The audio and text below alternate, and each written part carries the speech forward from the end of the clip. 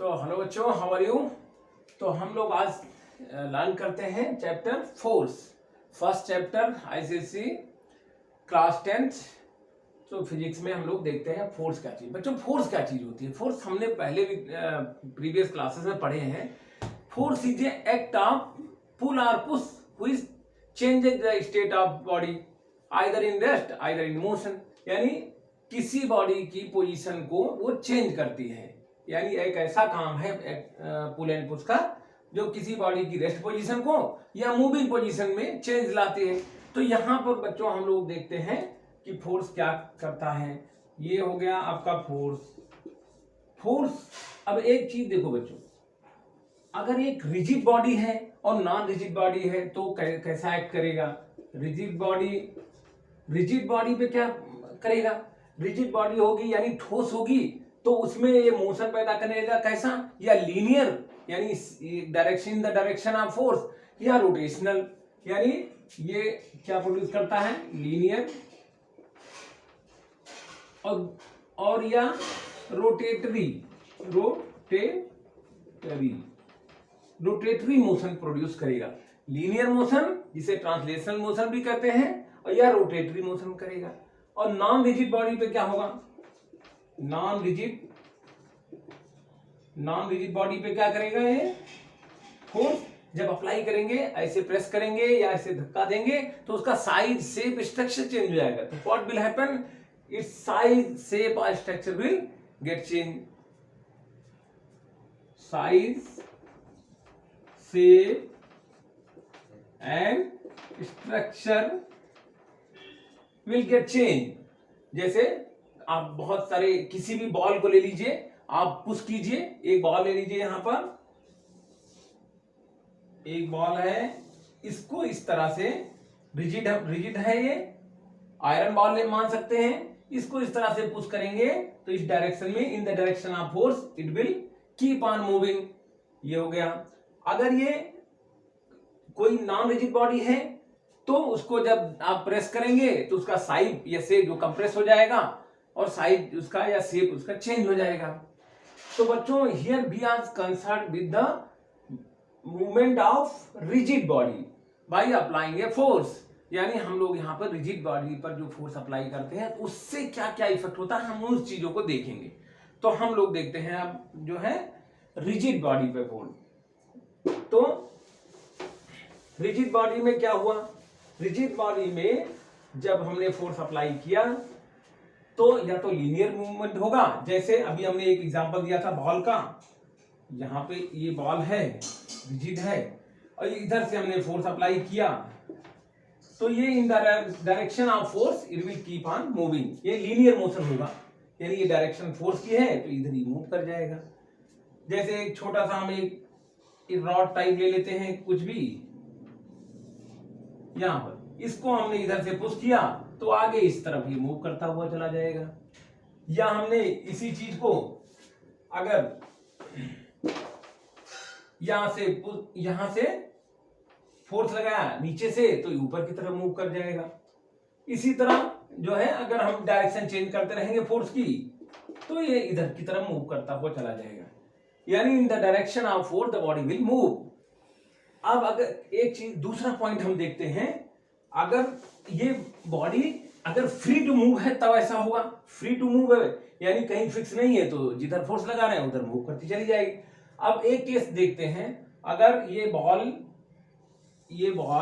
यहां पर यानी सेंटर में पायोटेड हो यानी फिक्स हो, यहां पर फिक्स कर दी गई है तो क्या होगा? अगर हम फोर्स इस तरह अप्लाई करते हैं, यहां पर फोर्स अप्लाई करते हैं तो क्या होगा? यहां पर अगर फिक्स है, पायोटेड है यानी एक एक्सल लगा है तो क्या होगा? ये इस डायरेक्शन में मूव करने लगेगी, ये रोटेट करने लगेगी। तो यानी क्या हुआ? अगर हमने फिक्स किया तो ये रोटेट करने लगी। इसी तरह अगर हमने इसको ये कैसा ले लिया और यहां से हमने इसको फिक्स कर दिया, पायोटेड कर दिया, यानी पायोटेड कर दिया, फिक्स कर दिया, और इधर से अगर हमने फोर्स लगाया F तो ये एंटी क्लॉकवाइज डायरेक्शन में ऐसे रोटेट होने लगेगी। या ऊपर से फोर्स लगाया, या हमने अगर इसको इस डायरेक्शन में अगर फोर्स अप्लाई करना शुरू किया ऐसे फोर्स, तो यहां पर ये जो है स्टार्ट कर देगी मूव करना, इधर से रोटेट होना, यानी क्लॉकवाइज मूवमेंट इसमें शुरू हो जाएगा। तो अभी ये क्या डिफरेंस क्या हुआ, यानी नॉन पायोटेड था तो लीनियर मोशन हो गया, पायोटेड हो गया बच्चों तो ये जो है रोटेटरी मूवमेंट करने लगा। तो किससे फर्क पड़ा, पायोटेड से फर्क पड़ा, यानी फिक्स्ड से फर्क पड़ा। जैसे हम लोग जो है अब इसको इस तरह से समझ सकते हैं, एक डोर होता है घर में, दरवाजे सबके हैं, एक डोर है, यहां पे जो है हिंज है, यहां पे ये फिक्स्ड है, ये जो है एक्सिस है, इस एक्सिस ऑफ रोटेशन है, यहां पे हिंज है। इस दरवाजे को अगर खोलना हो, क्या यहां फोर्स लगाएंगे तो खुलेगा, इस दरवाजे पर यहां पे फोर्स, जहां से हिंज पॉइंट, जहां फिक्स पॉइंट है, तो क्या फोर्स लगाने से ओपन होगा, इट विल नेवर ओपन। तो ओपन कहां से हो रहा है, यहां लास्ट में हैंडल लगा रहता है, यहां पर अगर हमने फोर्स अप्लाई किया इस तरह से तो ये ओपन हो जाएगा। तो यानी किस चीज से फर्क पड़ा, केवल अकेला फोर्स अप्लाई करने से कुछ नहीं हुआ। जैसे एक एग्जांपल और देखते हैं हम लोग, अगर ये फिक्स पॉइंट है तो यहां से अप्लाई किया तो it will keep on moving rotating, अगर हमने यहीं पे फोर्स अप्लाई किया तो कुछ हुआ नहीं हुआ। यानी only force is not acting, only force is not sufficient to move a body, to rotate a body. तो इसमें कोई दूसरी चीज भी है, दूसरी चीज क्या है वही हमें देखना है। तो अब हमें देखना है बच्चों कि क्या क्या फैक्टर्स हैं जो affecting the movement of a body, affecting the rotation of a body, क्या क्या फैक्टर्स हो रहे हैं। तो हमने अभी देखा कि अकेला फोर्स जो है किसी बॉडी को मूव करने के लिए सफिशिएंट नहीं है, something different is there.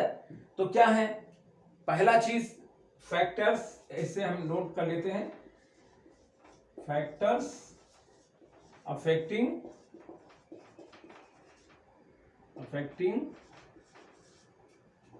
The movement of a body या रोटेशन ऑफ बॉडी कह सकते हैं। क्या क्या फैक्टर्स हुए, तो फोर्स तो लगाना ही पड़ेगा, फोर्स तो आप अप्लाई करेंगे ही, तो क्या होगा, magnitude of force, magnitude of force, तो फोर्स लगाते हैं। साथ साथ दूसरी क्या चीज है, दूसरी चीज हमने जो बताया वो ये बताया कि एक हम सर्टेन डिस्टेंस पे लगा रहे हैं फोर्स। जैसे हमने अभी डोर के केस में देखा था कि डोर यहां पे फिक्स पॉइंट है, ये एक्सिस ऑफ रोटेशन है और फोर्स हम यहां अप्लाई कर रहे हैं। तो ये डिस्टेंस जो हुई, ये perpendicular distance between line of action of force, यानी line of action of force ये है, और ये perpendicular distance between axis of rotation and line of action of force. तो ये हो गई आपकी जो है डिस्टेंस, ये इसको बोलते हैं मोमेंट आर्म। तो किस पे डिपेंड किया, एक तो फोर्स पे किया, दूसरा मोमेंट आर्म किया,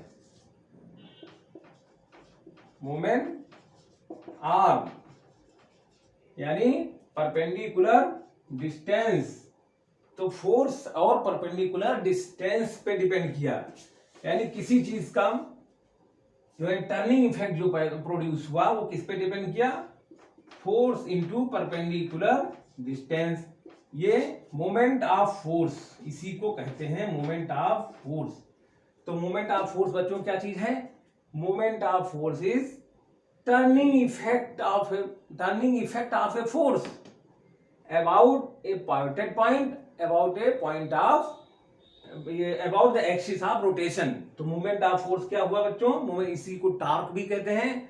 it is a turning effect of force, force का लीनियर मूवमेंट का इफेक्ट नहीं, turning effect of a force about a pivoted point, about a pivoted point. Pivoted point यहां भी बनाया था हमने, ये पायोटेड पॉइंट है, यहां ये पॉइंट है, तो यहां से जो है टर्निंग इफेक्ट हो रहा है आपका ऐसे, turning effect of a force about pivoted point, यानी axis of rotation is called moment of force. तो किस पे डिपेंड किया, ये दोनों चीजें हमने देख ली बच्चों। अब हम लोग आगे देखते हैं, अब हम लोग देखते हैं आगे इसकी यूनिट्स क्या क्या हैं, ये इसकी यूनिट्स क्या क्या हैं। एक ऐसा एक फिगर बना लेते हैं हम लोग। यहां पर एक बॉडी है ऐसे, यहां पे मान लीजिए पायोटेड है, और ये हो गई हमारा परपेंडिकुलर डिस्टेंस, ये हो गया हमारा line of action of force, ये हो गया आपका डी, ये पायोटेड पॉइंट है। यहां से हम इसको मूव करा रहे हैं, इस तरह से ऐसे जो है एंटी क्लॉकवाइज इसका मूवमेंट हो जाएगा। अब इसका हम देखते हैं यूनिट्स। तो मोमेंट ऑफ फोर्स यानी टॉर्क इज इक्वल टू क्या होगा, फोर्स इनटू परपेंडिकुलर डिस्टेंस, यानी moment of force is nothing but product of force and perpendicular distance between line of action of force and axis of rotation. तो ये आपका formula है F into D. तो force का आपको unit SI system में पता है क्या होता है, न्यूटन, और डिस्टेंस का होता है मीटर, यानी एसआई सिस्टम में हो जाएगा न्यूटन मीटर। एसआई सिस्टम में न्यूटन इंटू मीटर हुआ। अब हम लोग देखते हैं सीजीएस सिस्टम में क्या है। सीजीएस सिस्टम में फोर्स की यूनिट क्या होती है। सीजीएस में फोर्स को क्या लिखते हैं, डाइन, काटने वाली डाइन नहीं, ये डाइन है, यूनिट है सीजीएस सिस्टम में फोर्स की। तो यहां पर जो है अब सीजीएस सिस्टम में मोमेंट ऑफ फोर्स क्या हो जाएगा, मोमेंट ऑफ फोर्स हो जाएगा डाइन इंटू डिस्टेंस के लिए सेंटीमीटर, डाइन इंटू सेंटीमीटर। अब हम लोग देखते हैं रिलेशन बिटवीन एसआई सिस्टम की यूनिट में जो डिफरेंस है और जो रिलेशन है, और सीजीएस सिस्टम में रिलेशन को देखते हैं। यानी 1 newton metre is equal to कितना डाइन होगा। सीजीएस सिस्टम में जो रिलेशन है 1 न्यूटन इज इक्वल टू 10 की पावर 5 डाइन होता है। तो ये हो जाएगा 10 की पावर 5 डाइन इंटू मीटर में 100 सेंटीमीटर, यानी 10 की पावर 2 सेंटीमीटर, यानी 1 newton metre is equal to 10 की पावर 7, 5 प्लस 2 मल्टीप्लाई करने पर ऐड हो जाएंगे, dine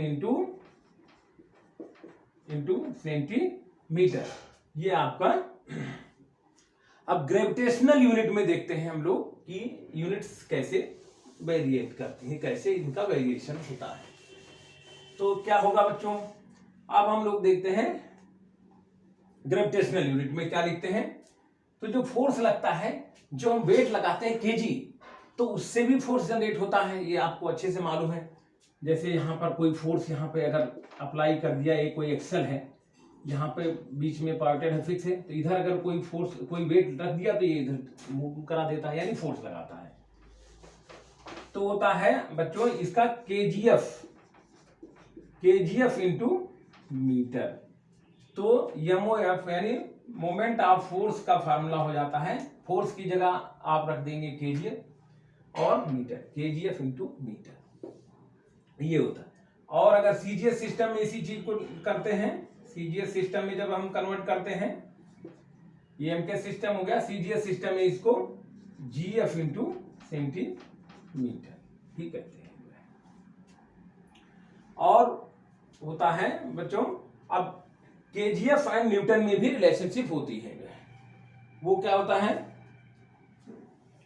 1 kgf into metre, 1 kgf into metre is equal to होता है 9.8 न्यूटन मीटर, यानी 1 kgf is equal to 9.8 newton. ये भी हमें याद रखना है बच्चों।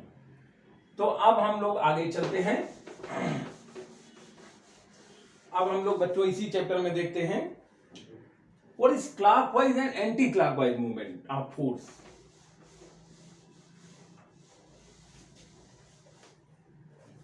बच्चों एक डिस्क है, मान लीजिए डिस्क, एक डिस्क है इस तरह, और ये बीच में यहां पर पायोटेड है, ये भी पायोटेड है, दो डिस्क हैं।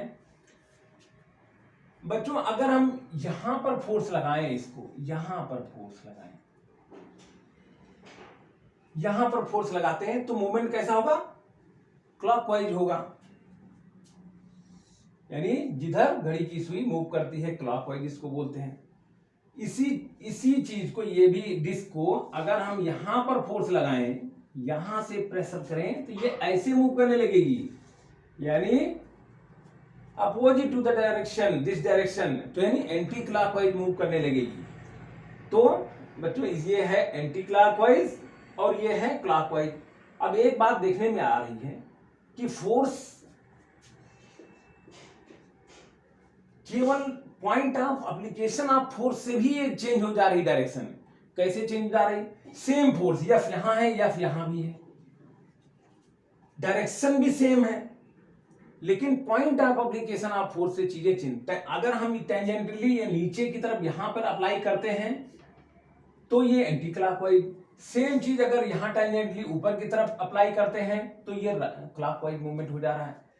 तो केवल अकेला फोर्स की डायरेक्शन ही नहीं, point of application of force में भी डिपेंड करता है clockwise movement and anticlockwise movement.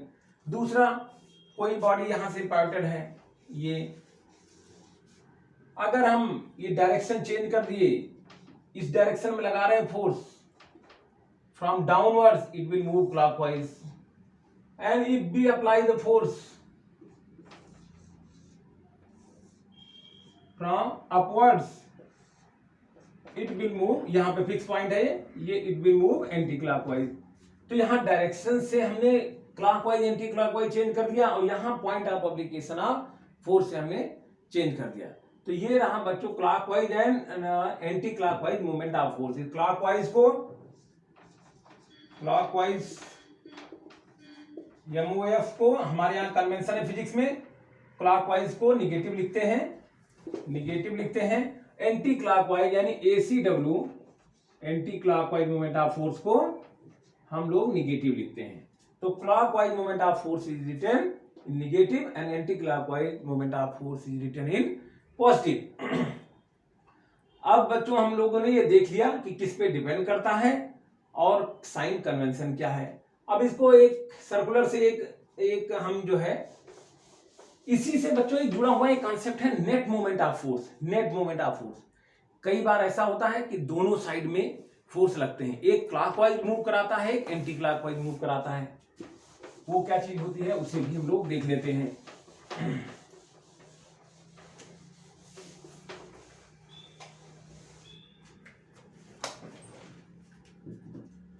लोग क्या, बच्चों हम लोग नेट मूवमेंट ऑफ फोर्स देखने से पहले एक दो चीजें और देख लेते हैं। वो क्या चीज है?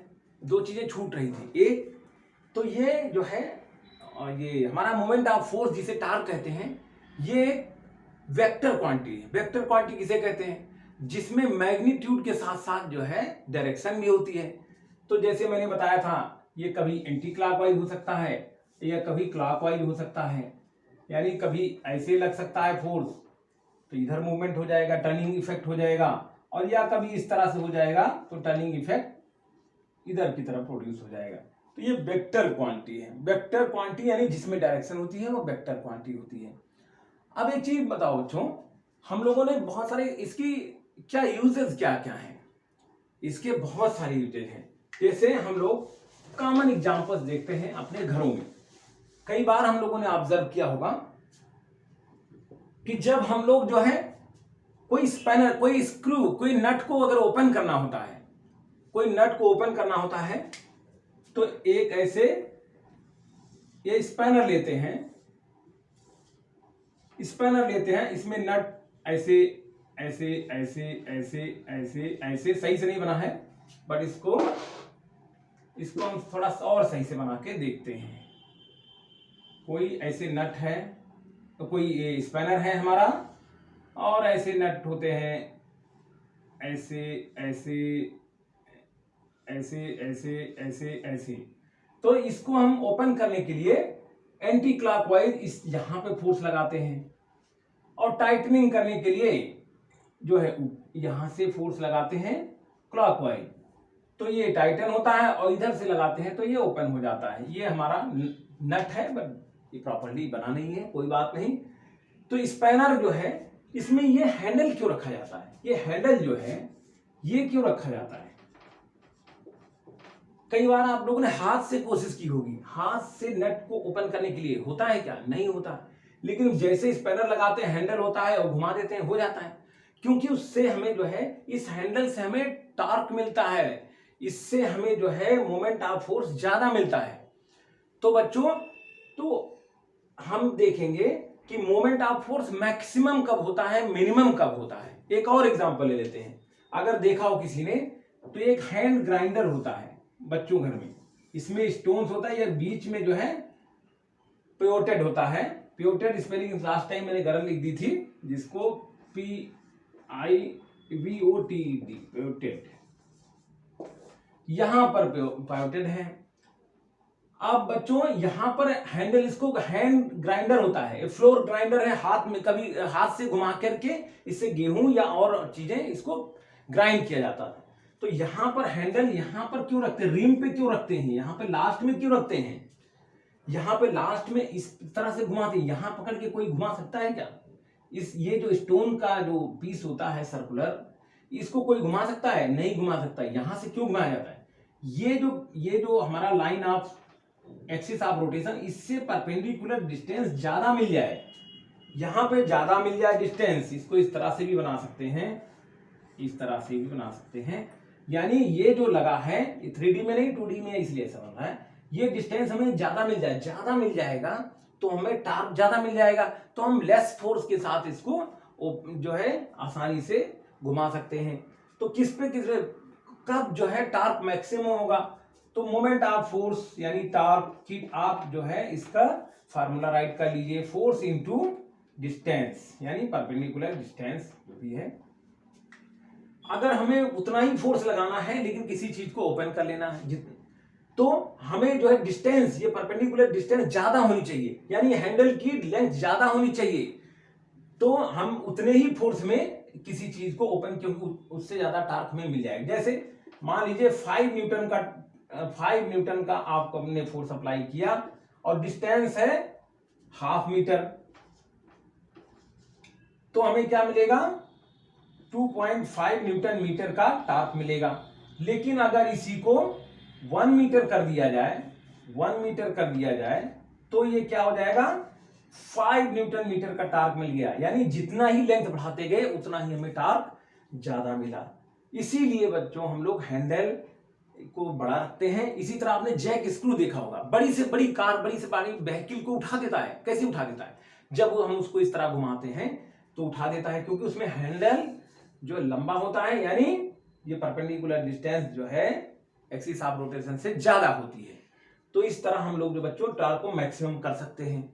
अच्छा, एक चीज और बताइए बच्चों, या तो फोर्स को बढ़ा दिया जाए तो भी टॉर्क हो जाएगा, लेकिन फोर्स कौन ज्यादा बढ़ाना नहीं है, क्योंकि हमारा पर्पज है कि इजीली जो है हमें मैक्सिमम टॉर्क मिल जाए। अच्छा, क्या कभी ये force moment of force zero हो सकता है?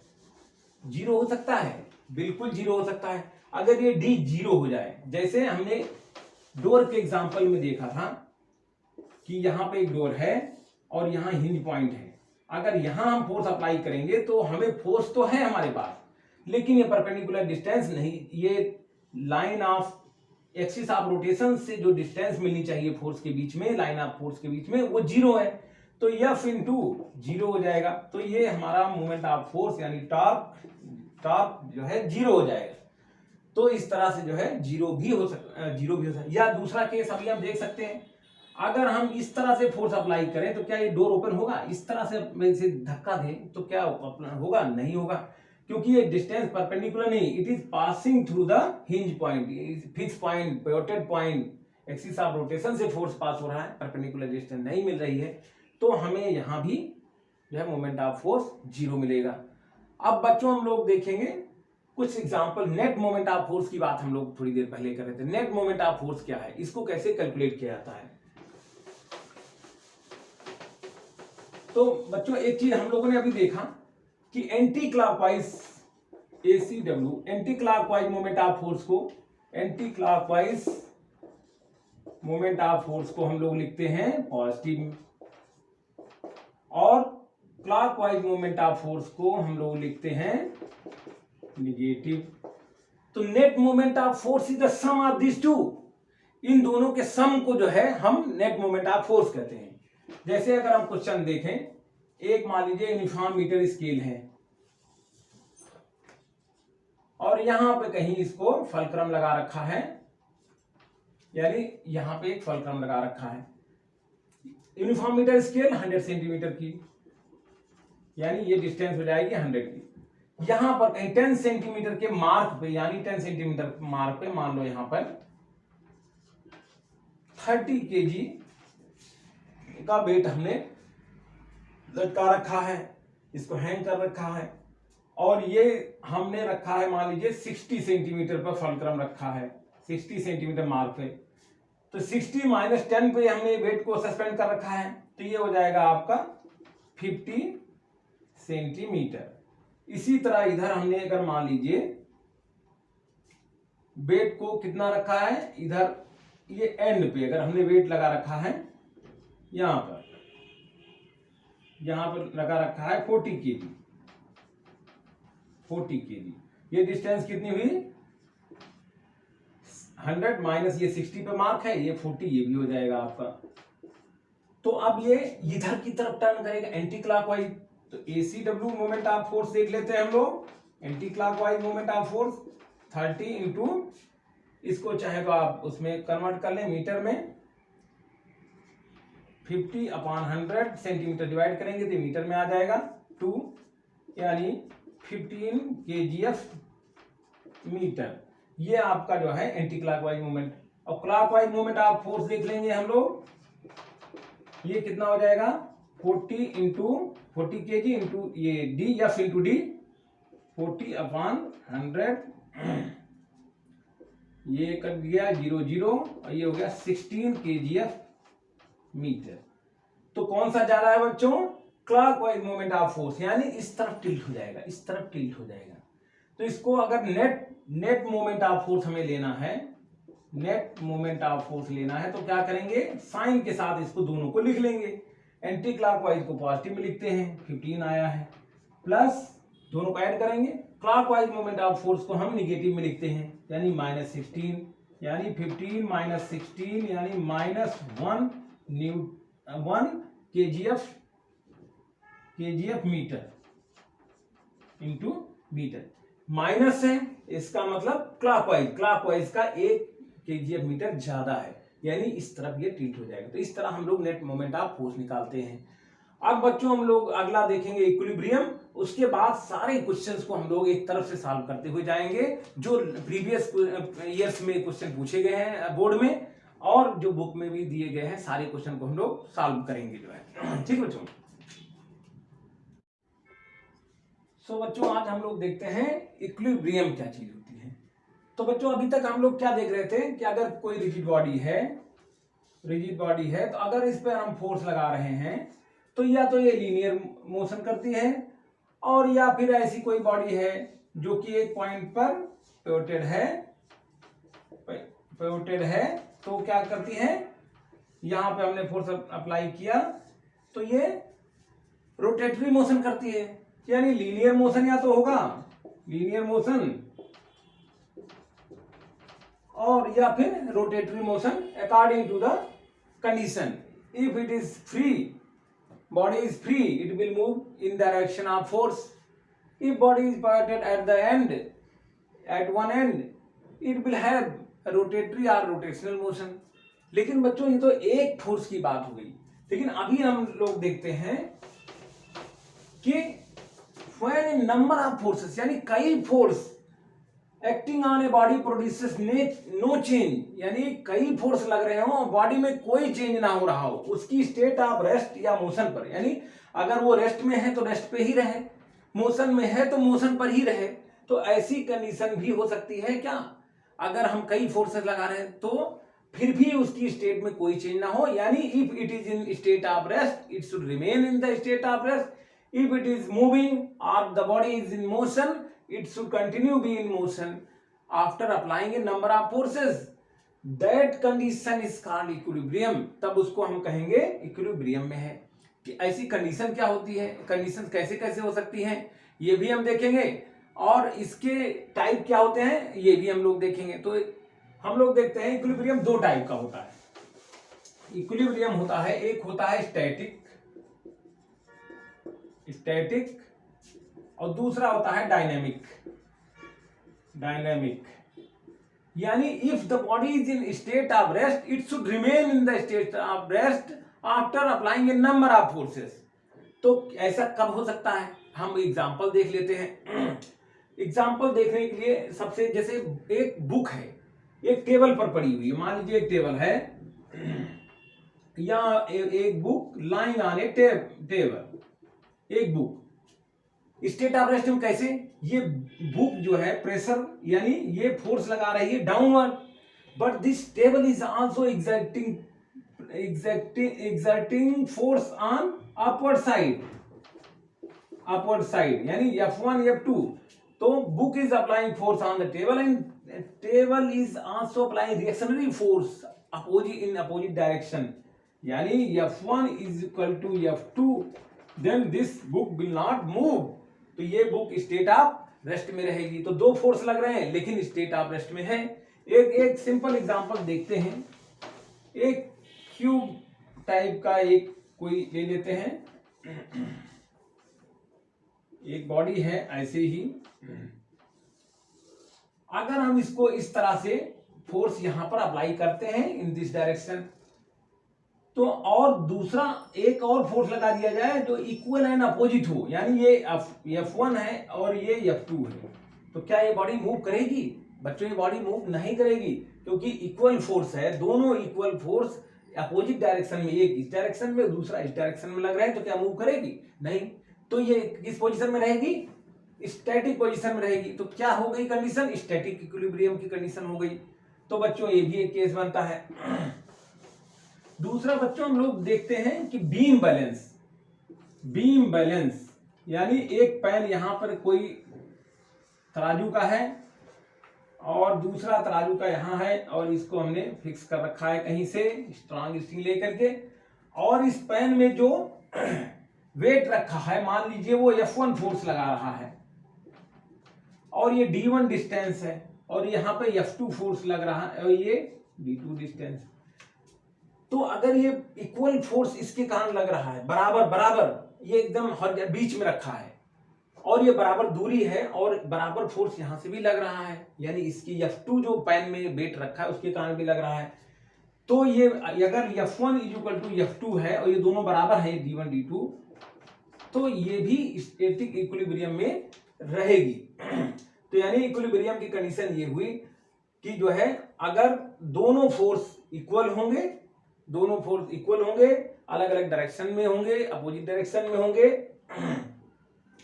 तो ये स्टैटिक इक्विलिब्रियम में ये हॉरिजॉन्टल बीम बैलेंस कैसा रहेगा? हॉरिजॉन्टल रहेगा। अब हम लोग देखते हैं कि डायनेमिक इक्विलिब्रियम क्या होता है। जैसे बीम बैलेंस का ही एग्जांपल, एक ऐसे हॉरिजॉन्टल रूलर ले लेते हैं हम लोग, मीटर स्केल या रूलर ले लेते हैं 100 सेंटीमीटर की, और यहां हमने बीच में यहां रख दिया 100 kg वेट या 10 न्यूटन वेट लगा दिया, फोर्स लगा दिया, और यहां पर लगा दिया 5 न्यूटन। तो this will tilt anti clockwise definitely अगर ये बीच में है तो, लेकिन और ये 5 न्यूटन का फोर्स लग रहा है, यानी 10 kg में भी ले लें 10 kg है, और ये 20 kg का फोर्स लग रहा है, तो इधर ये एंटी क्लॉकवाइज टिल्ट हो जाएगी, तो इक्विलिब्रियम में नहीं रहेगी। तो इसके लिए भी कई बार डायनेमिक कंडीशन में भी इक्विलिब्रियम में चीजें रहती हैं। जैसे रेन ड्रॉप्स के बारे में बोलते हैं, they are moving, they are in the state of motion, but they are in state of continuous motion, यानी उनकी वेलोसिटी में कोई चेंज नहीं आ रहा है, कोई स्पीड में उनकी कोई चेंज नहीं आ रहा है। जैसे एक एयरक्राफ्ट हम लोग देखते हैं, एयरक्राफ्ट ऐसे मूव कर रहा होता है, ऐसे मूव कर रहा होता है एयरक्राफ्ट, इस तरह से ये बादलों के बीच में मूव कर रहा होता है। ये एयरक्राफ्ट मूव हमारा कर रहा होता है। तो अब ये देखिए कि यहां ये कंटिन्यूअस हाइट पे, एक ही हाइट पे, मान लीजिए 1000 फीट या 10,000 फीट पे ये फ्लाई कर रहा है एयरक्राफ्ट। ये कंटिन्यूअस एक ही डायरेक्शन में ये बादलों के बीच से जो है फ्लाई कैसे कर रहा है, यानी प्रेशर जो एग्जर्ट कर रहा है ये डाउनवर्ड, और अपवर्ड प्रेशर जो इसके थ्रस्ट लग रहा है, जो इस पे अपवर्ड प्रेशर लग रहा है, बॉयंट फोर्स कह सकते हैं थ्रू एयर, ये दोनों इक्वल हो जाता है। यानी जो ये फोर्स अप्लाई हो रहा है डाउनवर्ड इसके वेट के कारण, और जो हमारा फोर्स अपवर्ड लग रहा है, ये दोनों बराबर हो जाए तो it will keep on moving in the same height. तो ये भी एक डायनेमिक इक्विलिब्रियम का एग्जांपल है। इसी तरह हम लोग डायनेमिक इक्विलिब्रियम के और भी एग्जांपल देख लेते हैं। रेन ड्रॉप्स हो गया, aircraft in moving in a certain height, तो वो भी हम लोग देख लेते हैं। एक स्ट्रिंग जो होती है, एक रस्सी में पत्थर बांध करके इसको घुमाया जाता है, ये ऐसे घूमता है, ऐसे ऐसे घुमाया जाता है। तो ये कंटिन्यूअस, इसमें क्या होता है, एक फोर्स अपवर्ड लगता है, बाहर की तरफ आउटवर्ड लगता है, तो दूसरा स्ट्रिंग के कारण टेंसाइल फोर्स जो है अंदर की तरफ लगता है, F1 और F2 and both are equal.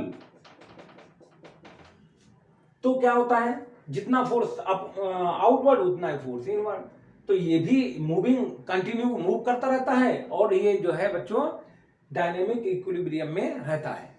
तो डायनेमिक इक्विलिब्रियम क्या चीज हुआ, ये हुआ कि कोई भी body in state of motion, it will continue in the state of motion despite number of forces acting on it. तो ये हो गया डायनेमिक इक्विलिब्रियम। अब इसकी कुछ कंडीशंस होती हैं, कंडीशन फॉर इक्विलिब्रियम। तो कंडीशंस क्या होती है, कंडीशन, पहली कंडीशन इसमें होती है, resultant of all forces acting on a body should be zero.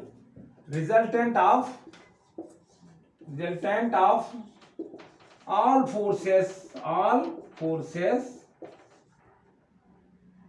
acting on a body should be zero, एक कंडीशन ये हो गई। इसी को प्रिंसिपल ऑफ इक्विलिब्रियम भी कहते हैं। ठीक है, principle of moment of force भी देख लीजिए। दूसरा, पहला हो गया resultant of all forces acting on a body should be zero, और दूसरा है sum of anticlockwise and clockwise moment of force is zero. Algebraic sum of all anticlockwise and clockwise moment should be zero.